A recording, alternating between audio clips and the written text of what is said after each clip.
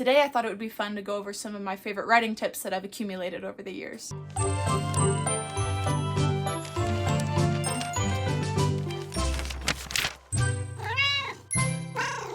Okay, so my first writing tip is if you're stuck on a scene, you just can't seem to get it working the way you want it to, try changing the weather in the scene. I know that sounds so weird, but for some reason it's worked. If I'm writing a scene and I'm just not able to get it to go the way I want it to go, if I literally change the weather, like if it's sunny, I make it rainy. If it's rainy, I make it sunny. You can write about what's going on with the clouds, you can write about the rain, you can write about what the characters have to do if they're stuck in the weather. It just, for some reason, it really opens up the writer's block. And so that's one of my favorite kind of unhinged tips. Okay, my second tip, this is one that I'm still kind of trying to teach myself to do, is to write non-linearly. And what that means is you don't need to start at chapter 1. If you have an idea for a story and right now all you can think about is the climax of the story, write that climax. You can come up with the rest of it later. So this is something I'm still trying to learn how to do because I kind of like to start at the beginning of a story, work my way through, but it does help. Like if you have inspiration, if you feel motivated to write those scenes, you should write them. You don't have to wait. And then later you can work on stringing the different scenes together. You can be like, okay, I have this scene, I have this scene. What scene needs to connect them? How do I get from point A to point B? So just another kind of tip I've picked up. Okay, my third tip, and this is just sort of advice in general, is to write the story you want to read. This one is huge for me. With my book, oh, where did I put it? With my book, Pilot's Shadows, this is exactly the book I would have wanted to read as a kid.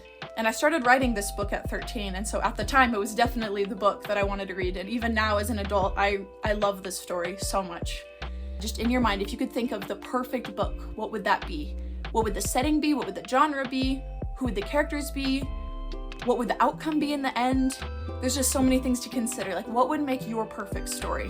Write down some of those ideas, play around with them to kind of see where you get. Okay, for my fourth tip, don't have the characters always say what they mean.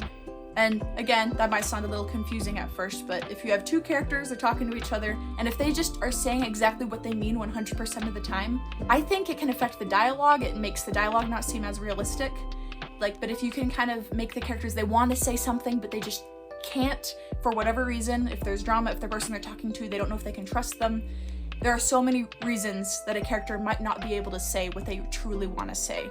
And that can add a lot of depth and dimension to your characters and the interactions that they have with one another. Your character might notice that someone else isn't telling them everything. They might notice something is off about their demeanor. And so they talk about it. And they're like, hey, is something going on? You're not talking to me. Or your character is struggling to say something that they want to say. And it can open up really cool conversations for the characters to have. And I love writing dialogue, so this is just one that I love because I really enjoy writing character interactions. Okay, so my next tip is to remember why you started writing. Did you have a moment, either as a child or an adult, where you just realized how much you love storytelling?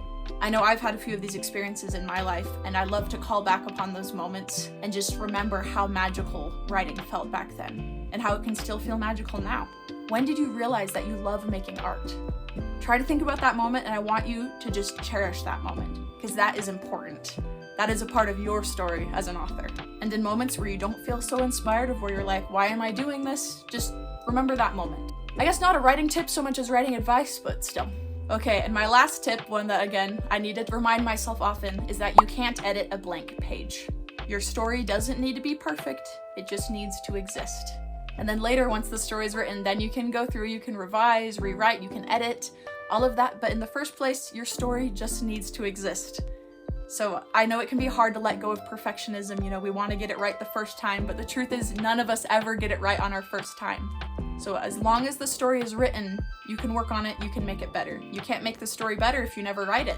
Okay, well I hope you guys enjoyed those 6 writing tips I had for you today. If this video is helpful to you in any way, I'd really appreciate it if you left a like or a comment, or even if you subscribed if you would like to see more of my content in the future. Well, I'm Hannah, this is my novel, Pilot's Shadows, and I will see you next time. Bye.